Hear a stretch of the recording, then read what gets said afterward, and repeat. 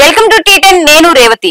వయానాడ్ బాధితులకు అందించే పునరావాసం ప్రపంచానికే మోడల్ కానుందని కేరళ రెవెన్యూ మంత్రి కె రాజన్ తెలిపారు. మంగళవారం ముప్పాడికి సమీపంలోని చురల్మలలో మీడియాతో మాట్లాడారు. పునరావాసం అంటే కేవలం బాధితులకు స్థలం, నివాసాలు కల్పించడం మాత్రమే కాదని అన్నారు. పాలు తాగే శిశువుల నుండి వృద్ధుల వరకు జీవితంలో అన్ని కోణాలకు న్యాయం చేయాల్సి ఉంటుందని అన్నారు. బాధితుల పూర్తి భద్రతకు ప్రభుత్వం కట్టుబడి ఉందని, ఇది ప్రపంచానికే మోడల్ గా నిలుస్తుందని చెప్పారు. విపత్తు సంభవించిన ప్రాంతాలకు సమీపంలో ఉండేవారు ఇకపై ఇక్కడ నివసించేందుకు భయపడినట్లయితే వారికి కూడా పునరావాసం కల్పిస్తామని చెప్పారు. మొబైల్ ఫోన్స్ పోగొట్టుకున్న వారికి త్వరలోనే అదే నెంబర్తో ఫోన్లు అందిస్తామని అన్నారు. వారి ఫోన్ కనెక్షన్లను పునరుద్ధరించిన తర్వాత గల్లంతైన వారి కోసం చేపడుతున్న సహాయక చర్యలతో పాటు పునరావాస ప్రక్రియకు ఇది సహాయపడుతుందని అన్నారు. ప్రాణాలతో బయటపడిన వారికి పునరావాసం కల్పించేందుకు ముమ్మర ప్రయత్నాలు చేస్తున్నామని అన్నారు. ముప్పాడి పంచాయతీ పరిధిలోని చురమల్ల, ముండక్కై, పుంచిరి మట్టంలో స్థలాలను గుర్తించేందుకు బాధితులను అక్కడికి తీసుకెళ్లనున్నట్లు తెలిపారు.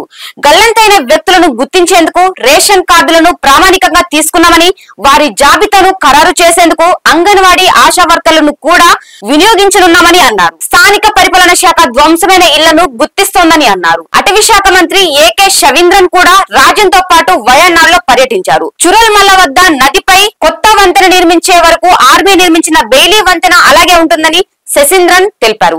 కేరళ రాష్ట్ర విద్యుత్ బోర్డు ప్రకారం విపత్తు జోన్లలో సుమారు 302 నివాసాలు కొట్టుకుపోయాయి. అయితే 352 నివాసాలు తుడిచిపెట్టుకుపోయాయని, 122 ఇళ్లు దెబ్బతిన్నాయని సోమవారం ప్రభుత్వం ఓ ప్రకటనలో పేర్కొంది. వయానాడ్, మలప్పురంలోని వివిధ ప్రాంతాలలో సహాయక చర్యలు మంగళవారం కూడా కొనసాగుతున్నాయి. ఆర్మీ జాతీయ విపత్తు నిర్వహణ బృందం, కేరళ మరియు తమిళనాడులోని ఫైర్ అండ్ రెస్క్యూ సిబ్బంది సహా వివిధ బృందాలు సహాయక చర్యల్లో పాల్గొన్నాయి. ఇది ఇవాల్టి న్యూస్. చూస్తూనే ఉండండి టీ10.